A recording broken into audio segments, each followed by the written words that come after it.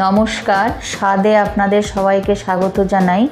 আজ আমি বানাচ্ছি বাঁধাকপির কোপ্তা কারি। বাঁধাকপির কোপ্তা কারি বানানোর জন্য বাঁধাকপিটা আমি কুচি করে কেটে নিয়ে ওর মধ্যে দিয়ে দিয়েছি নুন, বেসন, লঙ্কার গুঁড়ো। এটাকে আমি এখন ভালো করে মেখে নেব। এখন আমি দিচ্ছি ডিম, তবে ডিমটা অপশনাল, আপনারা যদি না চান ডিম নাও দিতে পারেন।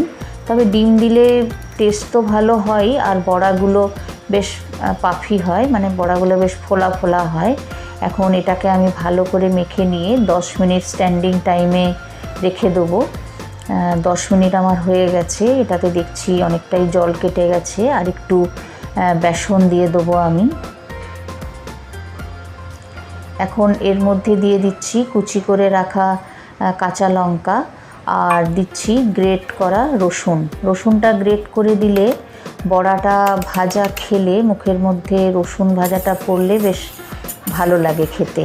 কড়াইয়ে আমি সর্ষের তেল বসিয়ে দিয়েছি। এখন বড়াগুলো দিয়ে দিচ্ছি। যেহেতু ডিম দেওয়া আছে ওই জন্য দেখুন ফেনাও কেটে গেছে আর পাশ থেকে ছেড়ে যাচ্ছে, অনেকটা কবিরাজির মতো দেখতে লাগছে। বড়াগুলোর আমার এক পিঠ ভাজা হয়ে গেছে, আরেক পিঠ উল্টে দিচ্ছি। এদিকে আমি মশলাটা বেটে নেব। মশলার জন্য আমি কেটে রাখা আদা, রসুন, লঙ্কা দিয়ে দিচ্ছি। এরপরে দিচ্ছি ধনে জিরে গুঁড়ো, এটার একটা মিহি পেস্ট বানিয়ে নেব। এদিকে আমার তেলটা গরম, ওই বড়া ভাজার তেলেই দিয়ে দিলাম পাঁচফোড়ন। এখন দিয়ে দিচ্ছি কুচি করে রাখা পেঁয়াজ। পেঁয়াজটা আমি লাল লাল করে ভেজে নেব। পেঁয়াজের মধ্যে আমি এরপরে দিচ্ছি একটু নুন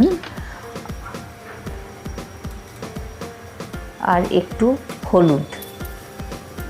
আমার পেঁয়াজটা ভাজা হয়ে গেছে। এরপরে বেটে রাখা আদা রসুনের পেস্টটা দিয়ে দিলাম।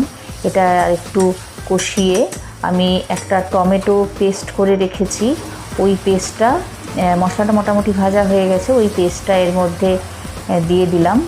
এরপরে এটাকে খুব ভালো করে কষাতে হবে। আমার মশলাটা কষানো হয়ে গেছে, তেলও ছেড়ে গেছে। আর একটু নুন যেটুকু লাগবে আর হলুদ দিয়ে দিলাম। এখন মশলার মধ্যে আমি দিয়ে দিচ্ছি সেদ্ধ করা আলু। আমার আলুটা কষানো হয়ে গেছে। এখন দিয়ে দিলাম গরম জল। গরম জল যে কোনো সবজি বা ঝোলে গরম জল দিলে টেস্টের মাত্রাটা আরেকটু কিন্তু বাড়িয়ে দেয় আর ফুটেও যায় তাড়াতাড়ি। এটা ফুটে গেলে বড়াগুলো দিয়ে দেবো। ঝোলটা ফুটে গেছে, বড়াগুলো দিয়ে দিয়েছি। তবে বড়াগুলো বেশিক্ষণ ফোটানো যাবে না, কেননা তাহলে ভেঙে যাবে। তো আমি এর মধ্যে দিয়ে দিলাম একটু চিনি। আর এখন আমি দিয়ে দিচ্ছি এর মধ্যে গরম মশলা। তবে ঝোলটা বেশি ফোটাবো না, কেননা ঠান্ডা হলে বড়াগুলো ঝোল টেনেও নেবে।